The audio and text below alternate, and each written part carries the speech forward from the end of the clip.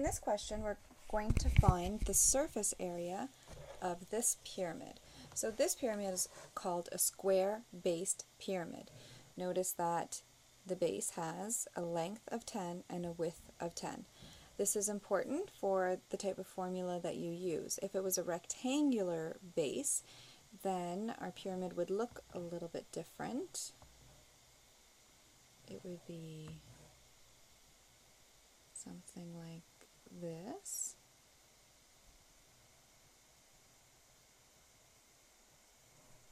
And we couldn't use this formula exactly the way it appears, because in this case, it's the area of 4 triangles, and these triangles will all be the same dimensions because the triangles all have the same base and the same height.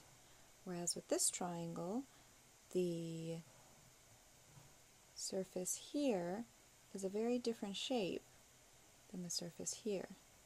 This might have a base of 8. Well, this only has a base of 4. So the area would be different. So this formula only works for the area of a square-based pyramid. It's helpful to understand this shape better by drawing a net. So if we try to draw a net, we start off with a square in the middle. Oops.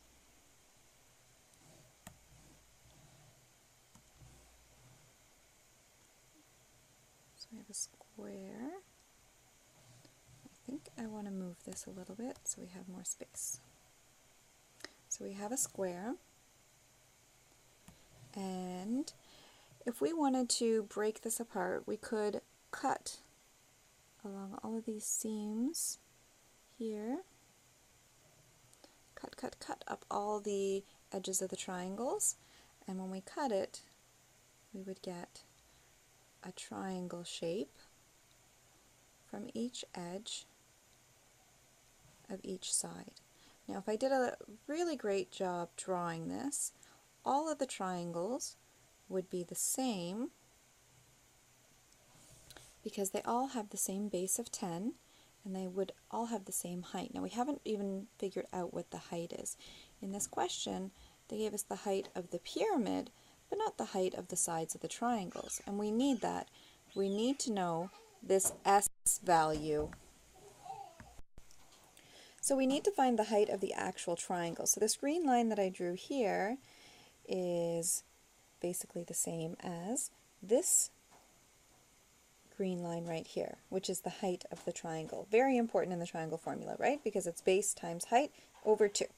So in this case, they call this line S. They're already using height for the height of the pyramid. So this is S.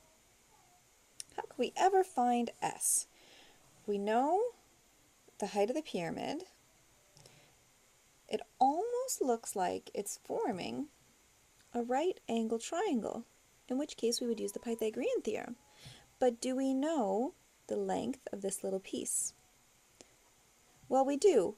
Because it's a square-based pyramid, the height of the pyramid comes right down in the middle, and the bottom part of this right triangle would be 5 meters. So let's use the Pythagorean theorem. Move this net over a little bit.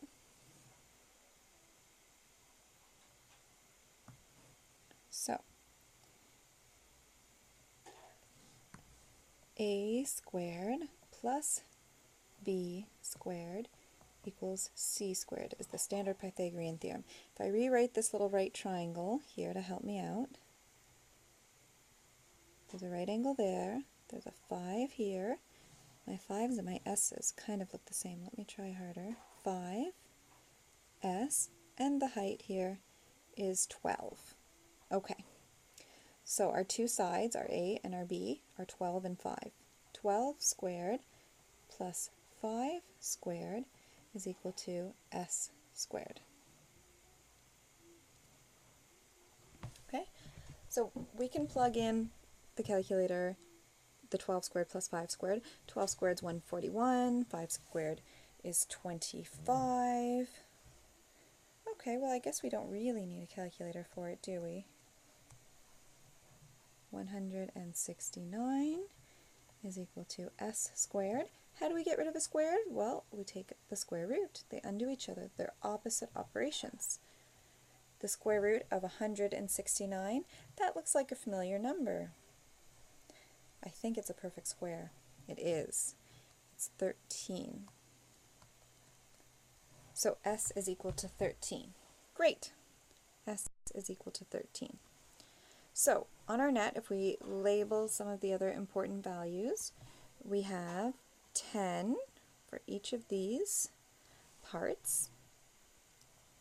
And for the height of each of the triangles, we have 13.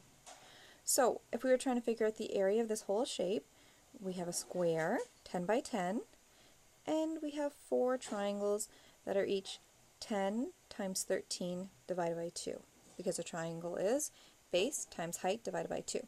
So that's basically this formula right here.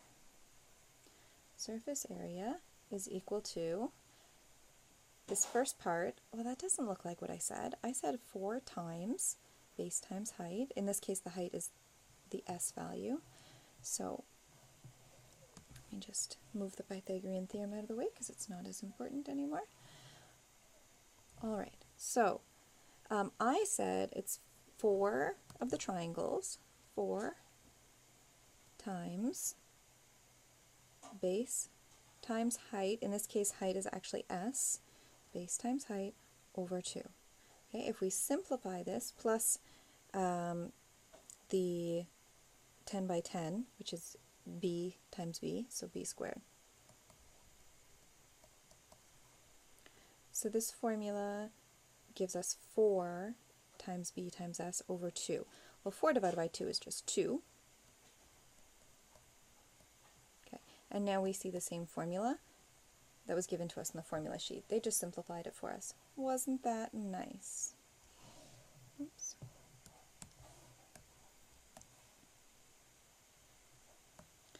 So I always like to start off by writing the formula and making sure that I know what each of the variables are. So I see the base and I see the s value on my diagram, but just up above here, just to make sure I'm going to write it, b is equal to 10 meters and s is equal to 13 meters. And I'm hoping, since I wrote it there, that I will plug everything into my calculator perfectly and get a correct answer. So 2 times 10 times 13 plus b squared, 10 squared. So I can put this on my calculator. It would be 20 times 13, 260 I think, plus 10 squared is 100. So I think this would be 360. It's nice to do a little estimate, even if it's not perfect. Keeps your brain sharp on your arithmetic. And also, if you make a mistake putting it in your calculator, you might be able to catch it. Oh, it was exactly 360. Great. Now, what about the units? We had area, so you know it's going to be squared, and we have meters. So meters squared. And that's how you find the surface area of a square-based pyramid.